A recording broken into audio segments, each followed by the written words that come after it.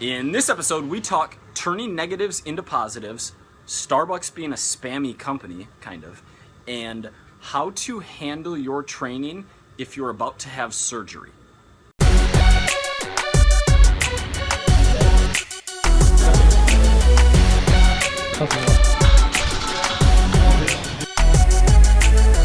Hello everybody, welcome to Equals and Alternatives episode 80. I'm your host Mike Vacanti, and today we are reviewing Starbucks Omega 3 box. This is actually the first time in Equals and Alternatives history in 80 episodes that I'm reviewing something that I don't physically have present, and the reason was there's not a Taco Bell close by. It was just more work than it was worth to go round up all of the items here.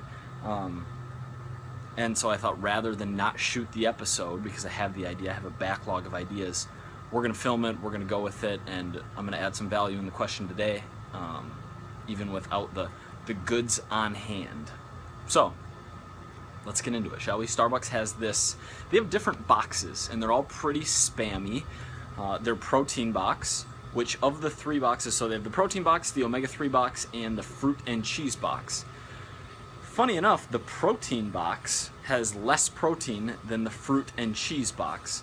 I think it's just named the protein box because there's one egg in there and then there's peanut butter, so to the untrained eye, the untrained macro counter, we will call them, those look like good protein sources when really primarily fat, primarily even more so fat with the nut butter they got in there. But anyway, we're talking here about and the reason for that is that protein is a nice buzzword, but actually putting a good protein per calorie ratio in there, filling it up with those foods, would be expensive. And Starbucks wants to make money for their shareholders, so they would rather put that label on there, protein, not actually have it be high protein, sell lots of volume, high margins, very low cost box, selling it at, I don't know, probably between $4 and $6.50, depending on where in the world you live.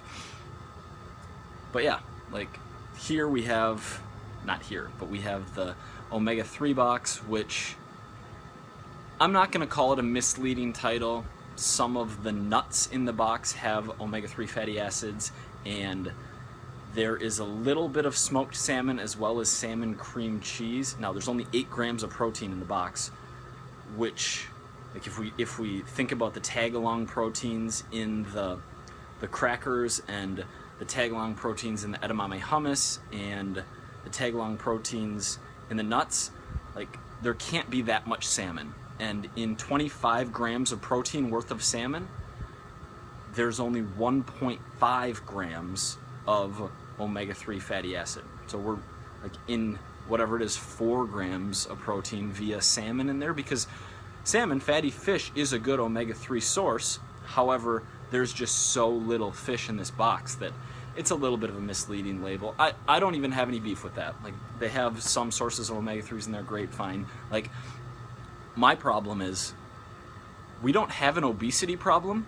because people are eating slightly too much saturated fat and not quite enough fish oil, and if only they repositioned the fat in their diets to get a little bit more fish oil and a little bit less saturated fat, then everything will be okay. That's not the issue, right? The issue is that we're eating way too much. We're eating too much food, we're eating too many calories, like clean, dirty, I don't care what it is. We are overeating, and to sell a product that has 420 calories and only 8 grams of protein and market it as healthy, I'm not even going to put the onus on Starbucks. To buy something like that is probably a bad decision for your health and your future health and like weight management and everything. I can't think of many situations where it makes sense to have a high carb, high fat, almost no protein meal. Okay, that's it, straight up. The Taco Bell, which I sadly don't have here, it's funny, there's more protein in the Taco Bell burrito, even though it is a meatless burrito. The tag-along proteins in the tortilla and the cheese and the rice get us more protein than we have in this fish box, which is kind of funny. I think Taco Bell is vastly overrated as far as fast food goes. Their chicken and steak quesadillas are both good because they have that weird sauce on there that's nice, but like how low quality their meat is, their chicken, their ground beef, their everything else and like the quantity of it that you get in tacos just doesn't make sense to me. I've never really understood Taco Bell. much rather have Chipotle, whether I'm trying to be on my fitness game or just for taste. Would rather have Chipotle in either of those situations. For our alternative, I should have brought this out. This was stupid, but I just got some 95% lean ground beef, which was $10.99 a pound on the high end. We're also in Southampton at like the super nice trophy wife grocery store where everyone walking around is all perfectly done up, and I just kind of want to punch everyone I see in the face.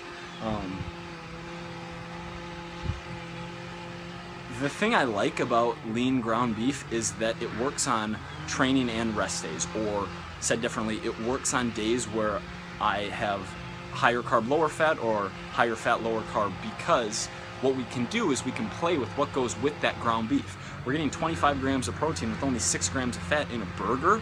Like, sign me up, that's insane, and it tastes really good. I have Gary eating them. Gary's bulking, I'm bulking. We've been grilling a lot of this Australian ground beef, super delicious.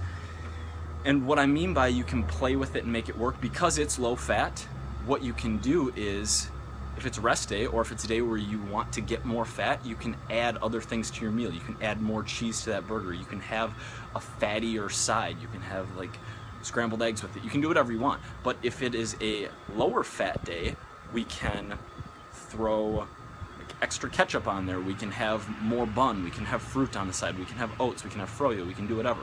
What I do, because I have so much wiggle room with 200 protein, 200 carb, 100 fat on my rest day, is today's a training day, so I'm not going to do this, but I would have a full pint of ice cream, which takes up 140 of my 200 grams of carbs and 50 to 60 grams of my 100 fat. But I'll do that, and then I will have a lot of this lean ground beef with it. So anyway, it's nice because you can do a lot of things with it. That's about 2 minutes of rambling about lean ground beef. Speaking of lean ground beef, let's link up the video I shot about how to make fatty ground beef lean. It's called rinsing ground beef, so you can buy leaner. The leaner the beef, the more expensive it's going to be. So you can buy fattier ground beef and go through this process that I do in this video. We'll link it below in the description too. Pretty sure I'm shirtless in the video and like tan and pretty lean too. I kind of miss those days now that I'm on the bulk, the 9-month bulk, 7 weeks into the 9-month bulk. But I am getting stronger, so I'm pretty pleased. But yeah, go there if you want to buy the cheaper ground beef. Rinse some of the fat off through the cooking process, or the post-cooking process, I guess, and then have a lower fat ground beef for less money. Question of the day comes from, I believe her name was Elizabeth. I'm only like 50% sure. On my email list, she sent me a super long note, which I've been getting so much email, I've been replying, hey, I'm super sorry, but can you please just send me cliff notes? Because it was like 15 sentences, which is really long for an email. No offense, Elizabeth, if that's your name. She has surgery coming up. I remember she's a woman, around 5 feet, so pretty short, pretty lean, like 125 pounds. Surgery in 2 months. She's wondering like what the best pre-surgery approach is, and she can't train either. I don't know if it's lower body surgery and she can't train lower body and do cardio, or if it's something where she just can't strength train at all. But she was wondering, should I try to build muscle leading up to surgery so that like I have a little more lean mass, my metabolism's a little higher, I can eat a little bit more, less risk of gaining fat while she can't be training, or should she try to lose fat first? For you, I think that it makes sense to lean out first. Like, you're not going to be able to gain an appreciable amount of muscle in 6 or 8 weeks or whatever it is, to the point where it's going to have a real impact on your BMR come surgery. I would start leaning out now, and then when, like post-surgery, bring calories back up to maintenance, keep protein in a reasonable spot. Depending on how long you're out, you're going to lose a little bit of lean mass, a little bit of strength, but it's going to come back very quickly. Like, we regain strength and muscle much faster if it was previously possessed than going and grabbing those new gains for the first time. So it'll come back fast. Don't stress about it. Like, this period is just a short chunk of a long life and a lot of training sessions in your life. In general, I think something important to note about surgery is use that period when most would consider a negative and capitalize on it. So if you broke your leg, use that 6 or 8 weeks after and do an arm specialization program or a shoulder specialization program, like, and be in a surplus, or do something so that you are maximizing your return on what you can do during that period, right? Don't just train upper body normally and skip legs and be like kind of out of it and lolly-dolly and not really counting your macros for 8 weeks. Like, be on top of things and see a ½ inch of growth in your arms in those 2 months because you dominated and you were hitting your arms 3 or 4 days a week with a ton of volume, right? Like, think about what you're doing, think about what you can still do, and do it 100%. Plus, when you're 100% in and focused and like dialed in on your fitness stuff, the rest of life seems to go better in my and many of my friends and clients' experience. That is it. 3 days, 3 videos, guys. Keep the questions of the day coming. I'll talk to you soon. Remember, your body is still counting macros, even if you're not.